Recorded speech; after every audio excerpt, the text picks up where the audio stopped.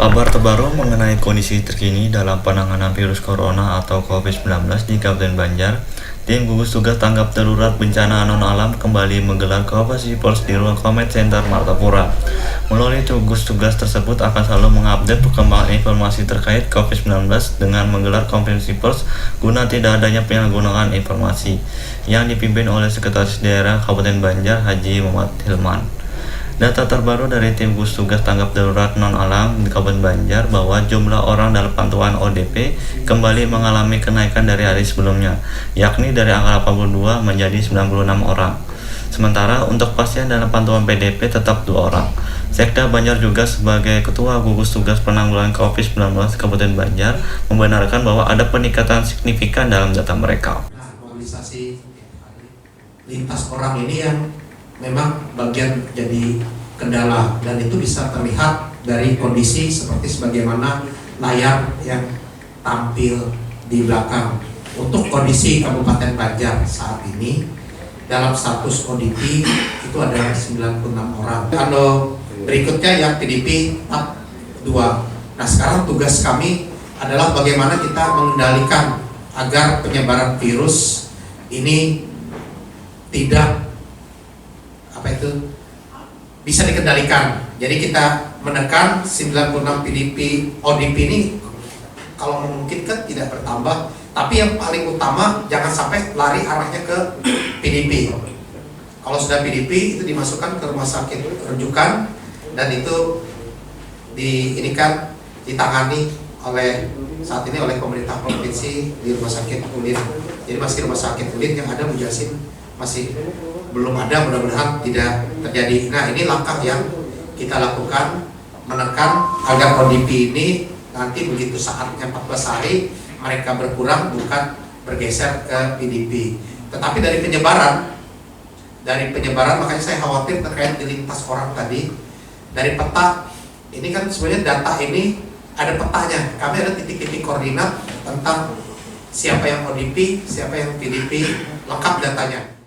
Ya, rekan-rekan wartawan juga sudah tadi malam melihat, menyaksikan dan mengikuti ya bahwa bantuan yang sudah kita ambil dari pemerintah pusat ya melalui gugus tugas nasional yaitu APD dari Cina itu sudah nyampe juga di wilayah kita tadi malam, dan sudah diserahkan ya dari perwakilan Kementerian Pertahanan di wilayah kita yaitu Danrem kepada Kepala Dinas Kesehatan Provinsi ya. Tadi malam diserahkan diterima oleh Bapak Sekda Provinsi. Artinya apa?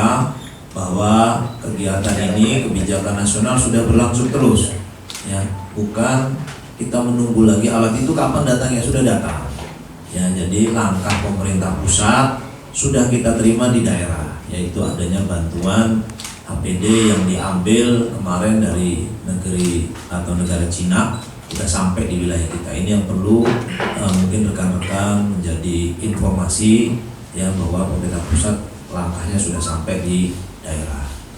Kemudian yang kedua ya, terkait dengan langkah kita untuk menekan ya angka ataupun penyebaran dari virus ini. Ya, tadi Pak Sekda sudah menyampaikan juga, kita tidak bisa ya menghentikan keluar masuk orang. Tapi yang perlu saya ingatkan ini bahwa setiap orang masuk bukan berarti dia ODP. Ini yang harus pemahamannya harus sama. Karena di antara kita sendiri saja itu berbeda. Ya, berbeda. Tadi saya awal memang datang duluan, saya diskusi dengan Kepala Dinas Kesehatan kita, ada soalnya yang menyampaikan ODP itu semua orang yang masuk adalah ODP. Ini bukan begitu ya. ODP sesuai dengan definisinya yang dikeluarkan oleh pemerintah ya, bahwa dia yang memang adalah ya kan terindikasi dari perjalanannya dari daerah atau dari luar negeri dan sudah memenuhi ya klinisnya, yaitu suhu badannya ya lebih dari sama dengan 38 derajat disertai dengan tanda-tanda klinis yang lain, mungkin batuk, pilek, itu baru masuk ODP. Ya, kalau dia keluar atau masuk tidak ada tanda-tanda seperti itu, berarti belum dinyatakan ODP. Ya nanti mungkin lebih jelasnya akan disampaikan oleh Kepala Dinas Kesehatan. Nah dari sini langkah yang kita ambil, ini kita kemarin berdiskusi awal, ya kan?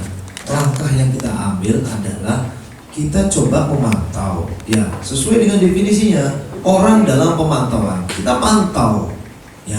Kemudian kita himbau dan kita coba menyadarkan mereka untuk membatasi dirinya, ya membatasi dirinya selama 14 hari.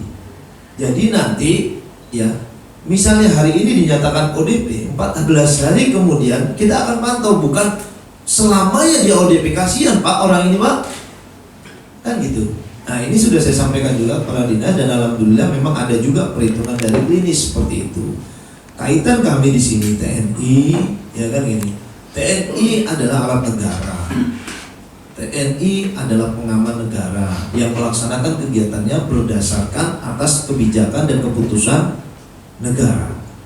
Perwakilan negara ataupun pemerintah pusat di sini adalah pemerintah Kabupaten Banjar. Artinya apa?